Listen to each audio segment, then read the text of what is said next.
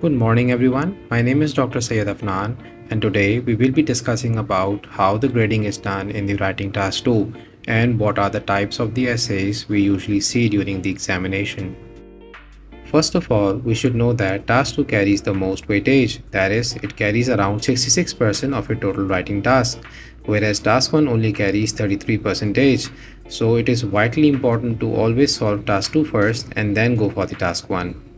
Moreover, task 2 is about 40 minutes and you have to write over 250 words. But try to write under 300 words because if you go beyond, there is a chance that you might commit mistake and that might lead to negative marking. So, you will be graded upon 4 factors. Number 1, task achievement. Number 2, coherence and cohesion. Number 3 is your grammar. And number 4 is your vocabulary. All of these carries 25% each. So here you can see the band descriptor chart for the IELTS Writing Task 2. On the y-axis you can see band 7, band 8 and band 9, whereas on the x-axis you can see the task achievement, coherence and cohesion, lexical resource and the grammatical range. How you can achieve maximum marks at the task achievement. So the task achievement depends upon how well you place your answer, how well you position the essay, how relevant your ideas are, and if you have the ability to develop good ideas.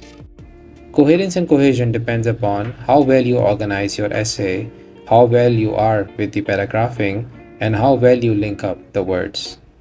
Lexical resource depends upon the range and accuracy of your vocabulary and how naturally you can use it.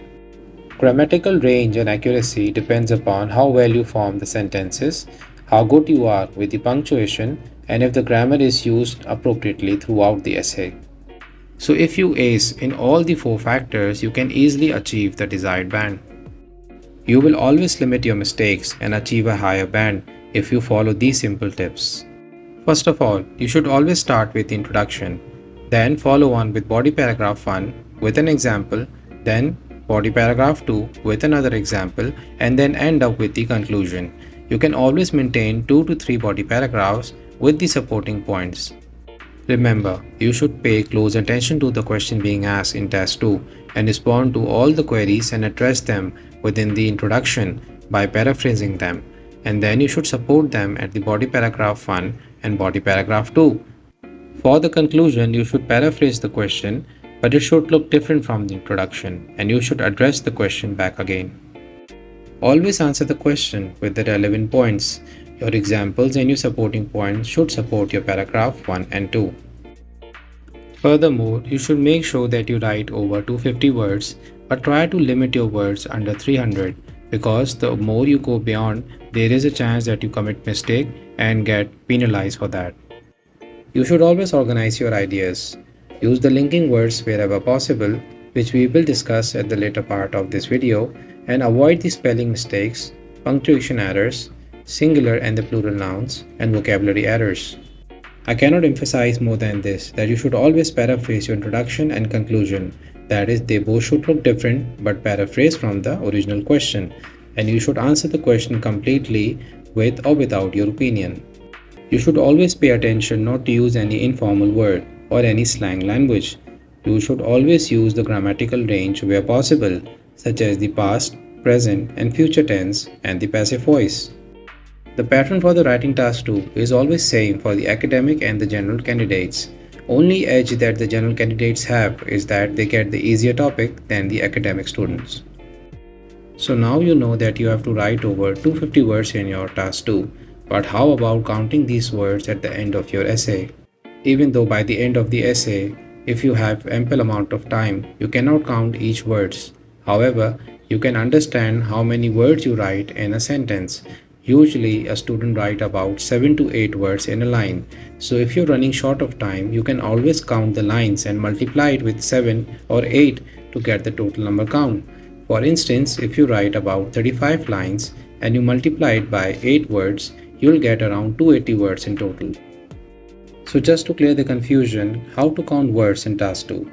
So dates like 15th of July is always considered as 2 words. Numbers like 20,000 is considered as 1 word. 12 p.m. is also considered as 1 word, whereas 20,000 means 2 words. Percentages like 25% numerically is 1 word. However, if you write in words like 25%, that means 2 words. Any of the hyphens is always considered as one word. Examples like cooperation, coordination, or co-pilot.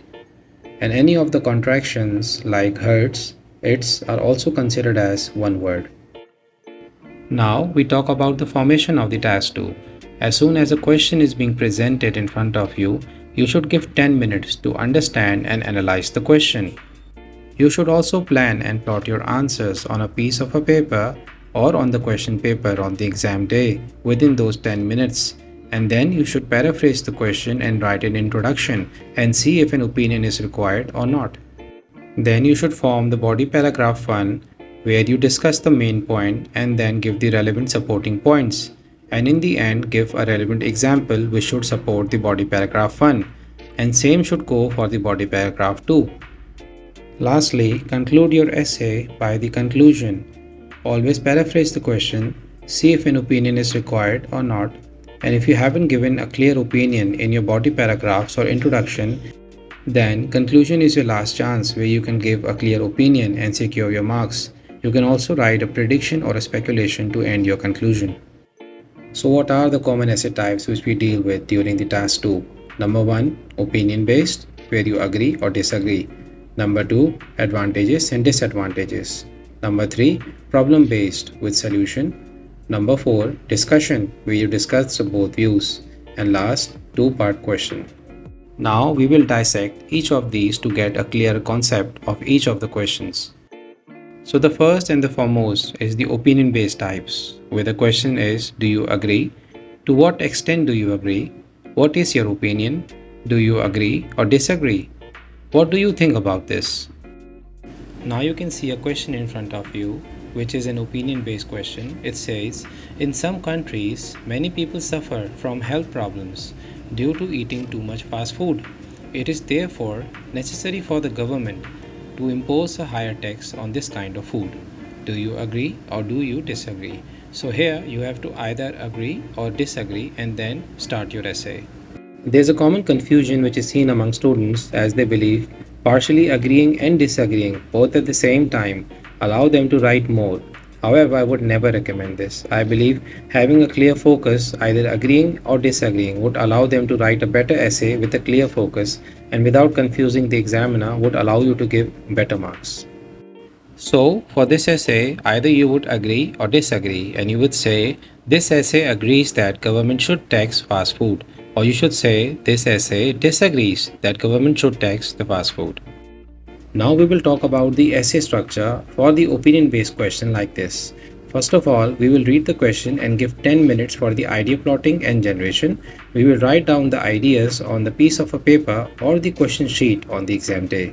Then we will move to the introduction, where we will paraphrase the whole question and we will give our opinion and give the complete answer to the question. After that, we will move to the body paragraph 1, where we will discuss the ideas of the topic sentence and then we will explain the topic sentence with the relevant ideas. Then we will give the example which is relevant to the body paragraph 1. Then we will move to the body paragraph 2 and similarly like the way we explained body paragraph 1, we will go with the paragraph 2 as well. Finally, we will move to the conclusion where we will paraphrase the question again, give the main points and then give our opinion as well. Here we can see another example. It says some people believe that unpaid community service should be compulsory in high school programs. For example, working for a charity, improving the neighborhood, or teaching sports to younger children. Do you agree or disagree to the statement? And the same procedure would be followed as the opinion-based question format is. Now we move to the advantages and disadvantages question. The common questions are, what are the advantages? What are the disadvantages? What are the advantages and disadvantages? Do the advantages outweigh the disadvantages or vice versa? Or what are the benefits or drawbacks? So let's see at a common example of the advantages and disadvantages question. In some countries, young people are encouraged to work or travel for a year between finishing high school and starting university studies. Discuss the advantages and disadvantages for young people who decide to do this. So in this question, we can clearly appreciate that no opinion is being asked. They are only asking for advantages and disadvantages. So you are supposed to mention the advantages at the one paragraph and the disadvantages at the second paragraph. However, if there are more points for the advantages, that should be your paragraph 1, and if the disadvantage is way less, it should be your paragraph 2. Again, you will follow the same format. You will start with the introduction where you will paraphrase the question, you will outline the main points, and you will completely answer the whole question. But here you will not provide your opinion. For the body paragraph, you will see if you have more points for the advantages or disadvantages. If you have more points for disadvantages, state that at the body paragraph 1. You will explain the first advantage and then the second advantage, and then give a relevant example which will support your paragraph 1. For the body paragraph 2, you will state two disadvantages. Then you will write the first and then the second disadvantage, and then give the relevant example which should support your paragraph 2. For conclusion, you will paraphrase the question again, which should look different from the introduction, and then you summarize the main points. Here we can appreciate another variation of the advantages and the disadvantages question. In the recent years, more and more people are choosing to read ebooks rather than the paper books. Do the advantages outweigh the disadvantages? So in questions like these, when it is asked if the advantages outweigh the disadvantages or the disadvantages outweigh the advantages, you have to always provide your opinion and tell whether the advantages carry more weight or the disadvantages. So if you choose advantages, you always have to give more supporting points for the advantages, and you have to tell why disadvantage don't carry much weight. So for this particular question, if we choose advantages over the disadvantages, then the introduction would be, nowadays, there has been a significant shift in the way people choose to consume text content and read books, with more and more individuals opting to read ebooks instead of printed books. While there are some drawbacks to this trend, I strongly believe that the advantages of e-reading far outweigh the disadvantages. However, if the disadvantages are more than the advantages, then there will be slight change in the end of the introduction, where we will add this essay will argue that the advantages of this outweigh the drawbacks. We will see another example of this sort of question. Some experts believe that it is better for children to begin learning a foreign language at a primary school rather than the secondary schools. Do the advantages of this outweigh the disadvantages? So what will be the outline of this sort of essay? First of all, the introduction, where we will paraphrase the question, give our opinion if the advantage outweighs the disadvantage or it's the vice versa, and then we will give the complete answer to the question. Introduction is followed by the body paragraph 1. If the advantages are at the stronger side, we will start with the topic sentence and explain why it is strong. Then we will give a relevant example. Then we will start with the second topic sentence, and then we will give the explanation, and again we will give a relevant example to strengthen our body paragraph 1. For the body paragraph 2, we will discuss the weaker side. Here we can discuss about the disadvantages if they are at the weaker side. We will discuss a topic sentence, explain why it is not so strong, and then give a relevant example to strengthen body paragraph 2. Then we will end this with the conclusion. Lastly, we can see another example of the advantages and the disadvantages question. It says, computers are being used more and more in education. Discuss the advantages and disadvantages and give your own opinion. Here, we have to decide if the advantages are much more than the disadvantages, and if advantages are more, then we have to support the advantage and tell why disadvantage don't hold much weight. You also have to give a clear opinion over here as well. Now we move to the problem and solution based essays.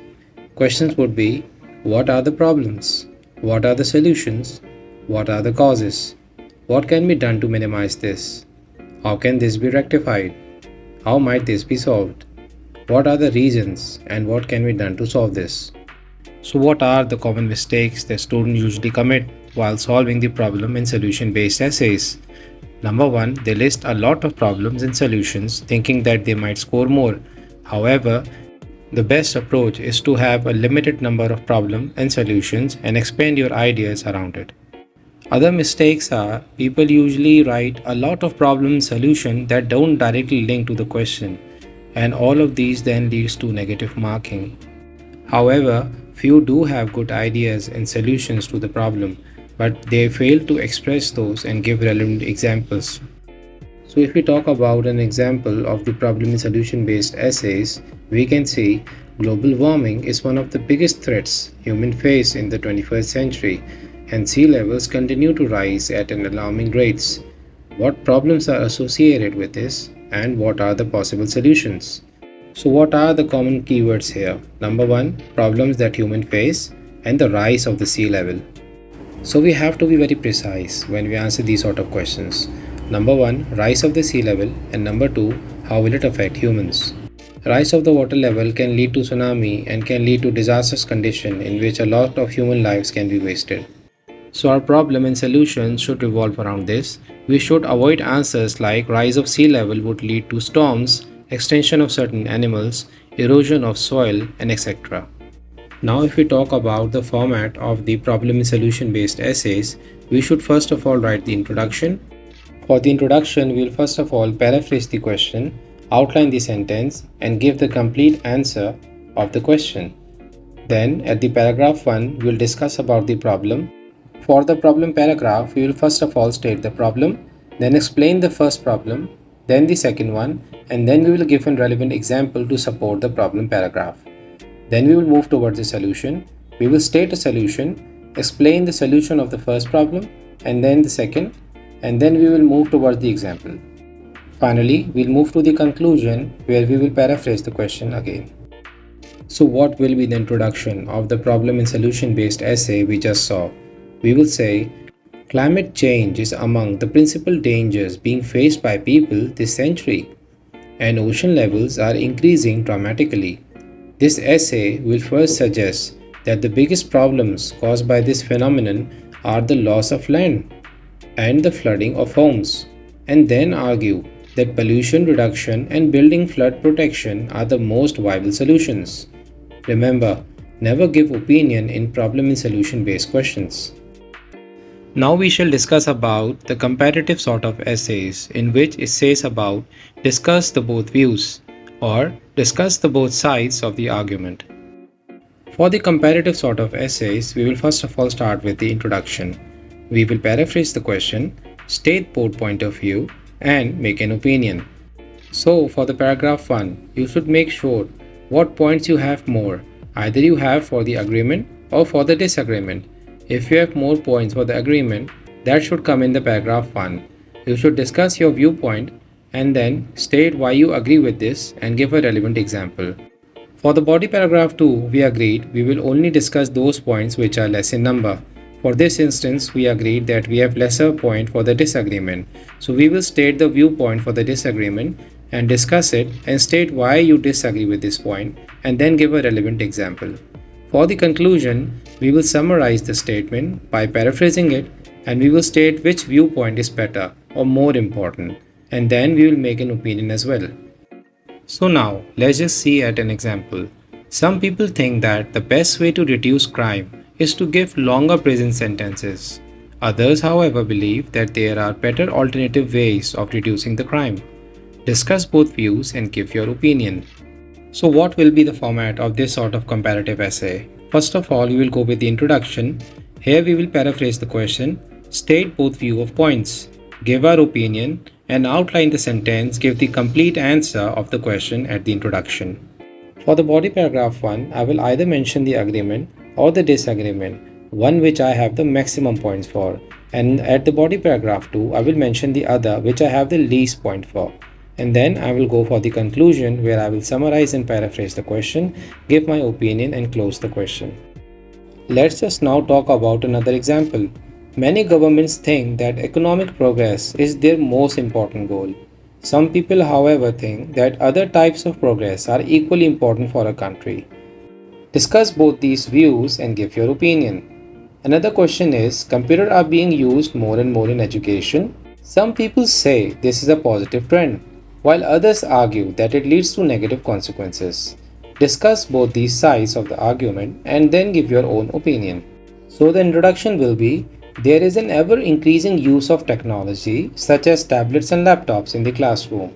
It is often argued that this is a positive development, whilst others disagree and think it will lead to adverse ramifications. This essay agrees that an increase in technology is beneficial to the students and teachers. Now moving on to the last sort of questions, these are called as the double questions. in which it is often asked, "What do you think? Why is this the cause? What can be done about this? Who should be held responsible? Where or when might this happen or occur? What is the solution?" So let's talk about an example of this sort of essay. Global warming is one of the biggest threats humans face in the 21st century, and the sea levels continue to rise at the alarming rates. What problems are associated with this, and what are some possible solutions? So, the introduction will be climatic change is among the principal dangers people are facing in this century, and ocean levels are increasing dramatically. This essay will first suggest that the biggest problems caused by this phenomenon are the loss of land and the flooding of homes, and then argue that the pollution reduction and building flood protection are the most viable solutions. Always remember that the question come in combinations. You need to understand where your opinion is required and where it is not. You just have to answer the whole question in the introduction by paraphrasing it and then follow with the paragraph 1 and 2 and then end up with the conclusion where you have to again paraphrase the question and see if your opinion is required. If you have not given your opinion well at the introduction or the main body paragraph, then conclusion is your last resort where you can give a clear opinion and save your marks. This is the end of your part 1 of the Writing Test 2 complete guide. In the next video, we will be discussing more about the idea generation, the introduction paragraph, the body paragraphs, and the conclusion. Please do like my channel and subscribe it as well so you get updated with all the latest videos. Thank you.